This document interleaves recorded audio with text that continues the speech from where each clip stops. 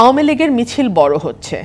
আওয়ামী লীগের মিছিল আগের চেয়ে অনেক বেশি ঘন ঘন হচ্ছে এবং মিছিলের দৈর্ঘ্য প্রস্থ যথেষ্ট বড়। পলিটিক্যাল পার্টিগুলো একটা নির্বাচন আয়োজন করতে ব্যর্থ হয় ফেব্রুয়ারির মধ্যে, তাহলে বাংলাদেশ একটা গভীর অনিশ্চয়তায় পড়বে।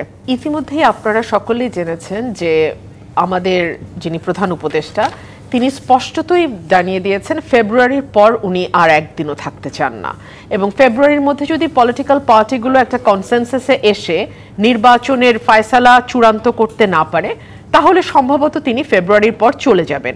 এই সাথে যদি আপনি নাহিদ ইসলামের কথাটা আজকে মেলান, উপদেষ্টারা অনেকেই সেফ এক্সিট খুঁজছে এবং আমার মনে হয় সেফ এক্সিট খুঁজতে উপদেষ্টাদের খুব কষ্ট করতে হবে না, কারণ ম্যাক্সিমাম উপদেষ্টা ডুয়াল সিটিজেনশিপ নিয়ে চলছেন। সো তাদের একটা বড় অংশই দেশের বাইরে অটোমেটিক্যালি চলে যেতে পারবেন, এবং শুধু দেশের বাইরে তো না, বিশ্বের শ্রেষ্ঠ দেশগুলোতেই তারা আবারও ফিরে যাবেন। সো এই জন্য তাদের খুব একটা এক্সিট রুট খুঁজতে খুব কষ্ট করতে হবে তেমনটিও না।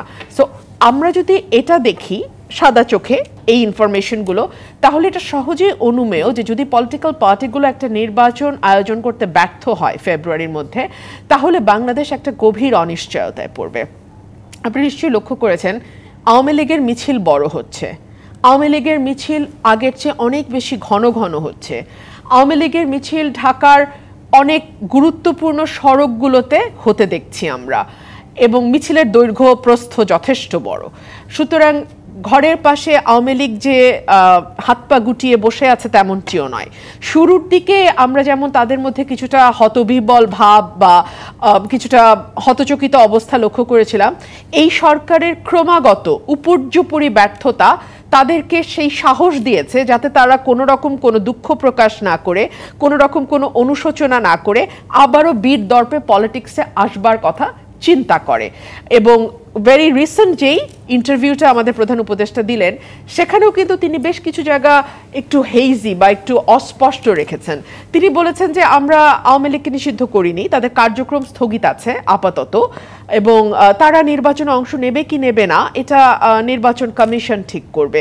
বিষয়টির মধ্যে এক ধরনের, এবং সেই সাথে প্রধান উপদেষ্টা প্রেস সচিব শফিকুল আলম কিন্তু জানিয়েছেন এটি একটি ট্রান্সলেশন জনিত সমস্যা। আপনি এই বিষয়ে কি বলবেন? দেখুন,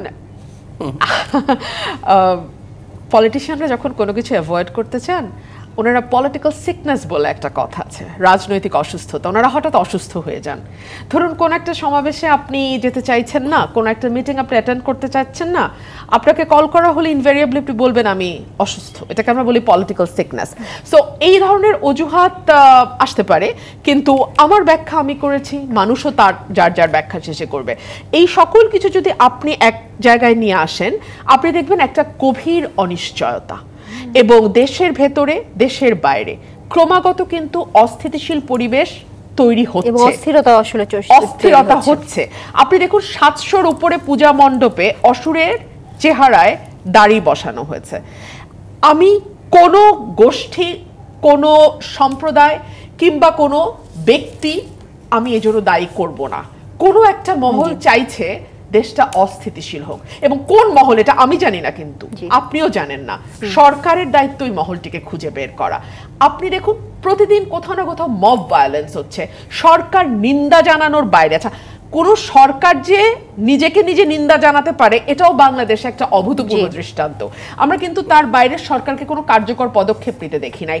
এখনই আপনার হেডলাইনে যাচ্ছিল ৬,৬৭,০০০ কোটি টাকা মন্দরিন। বাংলাদেশের ইতিহাসে এত মন্দরিন কোনোদিন হয় না। ২.৫ লক্ষ কোটি টাকা এক বছরে হয়েছে।